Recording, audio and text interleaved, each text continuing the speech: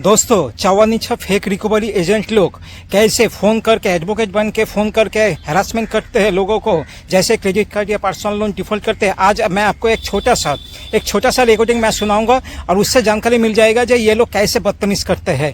अगर आपके साथ भी ऐसे एडवोकेट बन के फ़ोन कर रहे हैं फेक रिकवरी एजेंट लोग, तो आप क्या करेंगे, इसको कॉल रिकॉर्ड कीजिएगा, ठीक है। कॉल रिकॉर्ड के साथ इसके फ़ोन नंबर के साथ नियरेस्ट साइबर क्राइम थाने में जाके, नियरेस्ट पुलिस स्टेशन में जाके या आरबीआई में जाके कंप्लेंट दर्ज कीजिएगा। याद रखिएगा, स्टेप जरूर लीजिएगा अगर आपके साथ भी ऐसा इलीगल तरीके से हैरासमेंट करने का कोशिश कर रहे हैं चौवानीछा फेक रिकवरी एजेंट लोग। रिकॉर्डिंग थोड़ा सुन लीजिए। আমি ব্যাংশাল কোর্টের রিজার্ভ ডিপার্টমেন্টের legal adviser advocate Monika Gupta ম্যাডামের চেম্বার থেকে বলছিলাম।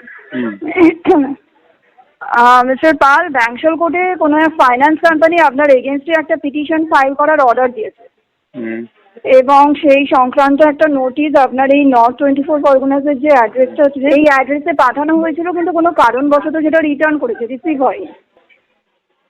আপনি কে বলছেন? আমি পূজা রয় বলছিলাম। পূজা রয় বলছেন? কোন ব্যাংক করেছে? আপনি কি আগে এই বাড়ির অ্যাড্রেসে থাকেন সেটা একটু কনফার্ম করুন। আগে আমার উত্তরটা দিন। আপনি কি কোন ব্যাংকের থেকে বলছেন সেটা বলুন আগে। কোন ব্যাংক থেকে বলছি আমি বললাম তো, ব্যাংশাল কোর্টের কোন ব্যাংক থেকে করেছে কেসটা? কোন ব্যাংক থেকে দেখুন, করেছে? কোন ফাইন্যান্স কোম্পানি থেকে কেন কি জন্য এই পিটিশনের অর্ডারটা দিয়েছে সেটা কথা বলতে হবে অ্যাডভোকেট মনিকা গুপ্তা ম্যাডামের সঙ্গে। এইসব বাচ্চাদের খেলা না, বাড়িতে বাচ্চা কাচ্চা কেউ থাকলে তাদের সাথে খেলুন, মানে ঠিক আছে? বুঝলাম না। এইসব খেলা অন্য জায়গায় গিয়ে খেলুন, এইসব খেলাগুলো আমার সাথে খেলবেন না, ঠিক আছে? কি খেলা?